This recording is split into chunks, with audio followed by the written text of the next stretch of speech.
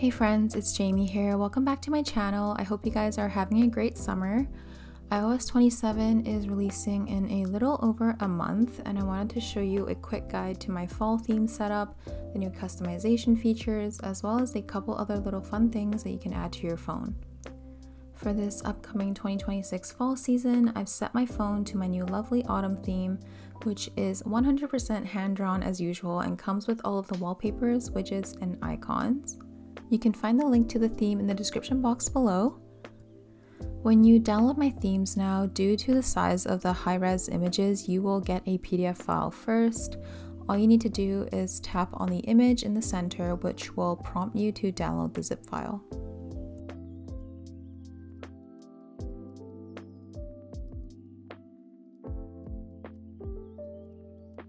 After it's done downloading, you can locate the zip file in your Files application and tap on it to extract out a blue folder. Inside this folder, there will be more organized folders and also this hex code reference that you can use to color match your widgets. Go into each blue folder and save everything to your gallery by pressing the three dots at the top right, select all, then at the bottom the share button, and tap Save Images.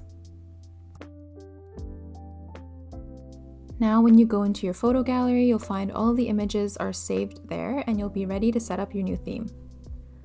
I already have my lock screen set up, but I'm going to make a new one to show you the new features in iOS 27. So once you select your wallpaper, you can resize it as usual, but if you pinch it past its margins, you can now extend the wallpaper using Apple Intelligence. Now, I don't ever really use Apple Intelligence and I don't use it for my wallpapers because I find it still looks kind of off, but it could come in handy for images with really plain backgrounds. Now for the lock screen, the biggest feature is the clock. You can now make it super tiny at the top by pressing this little icon on the right here. I know it's hard to see, but you can also change the font on the tiny clock and change the colors as usual. For my widgets, these days I only ever put two essential widgets on my lock screen, which is the default weather widget and this mini calendar from the app MD Clock.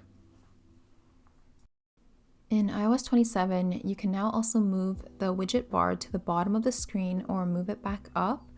I think this is a nice feature to play around with and adjust depending on the elements of your wallpaper.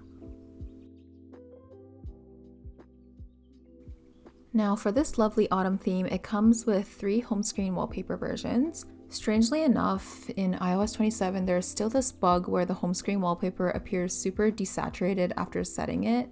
So please make sure that you restart your phone so that you can revitalize the home screen.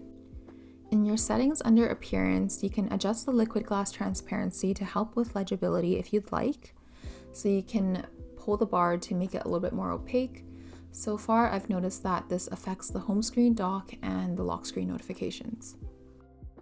Now for the custom icons, I'm sure you're all familiar with how it's done on iOS already, but I'll do a quick example just to show you, since the UI is a little bit different in Shortcuts now.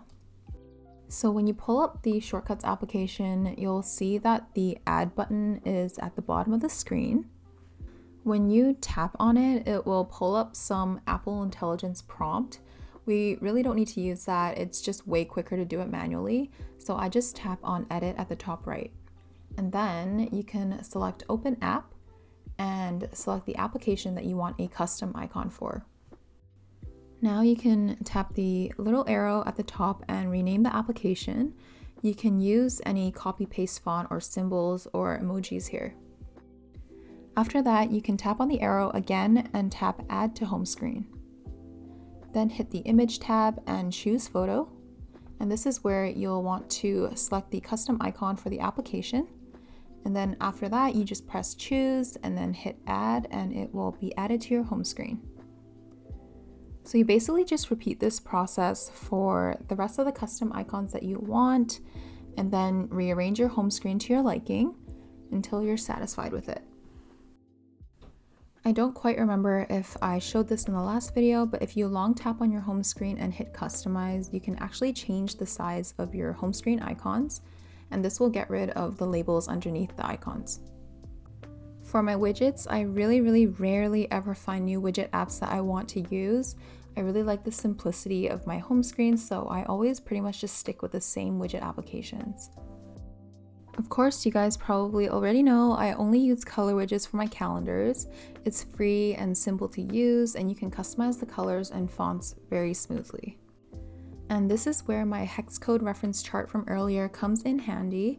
I provide all of the hex codes that you can use to match your widget colors to the theme. Once again, nothing surprising about this widget. I use MD widgets exclusively for the rest of my home screen.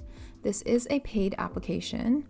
I like their application because their widgets don't have the label underneath on the home screen, so it looks much more clean.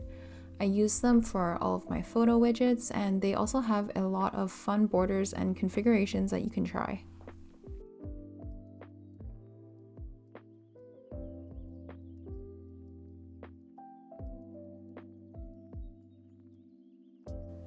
My most asked about widget is this iBoard widget, which shows your calendar, weather, and system information all in one. I typically use my hand-drawn images included in the theme as the background for this widget. It also syncs with your Apple Calendar, so if you entered new events in the calendar, it would show up in this widget.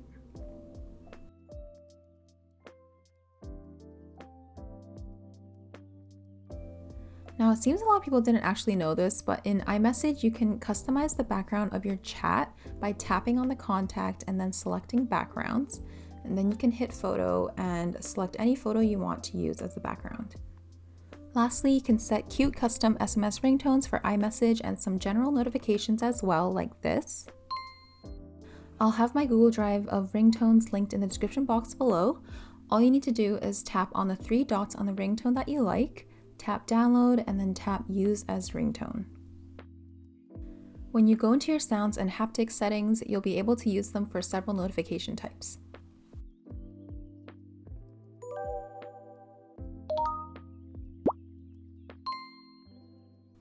So that's it for my iOS 27 customization tips. I hope you enjoyed the video. Thank you so much for watching, and I'll see you in the next one.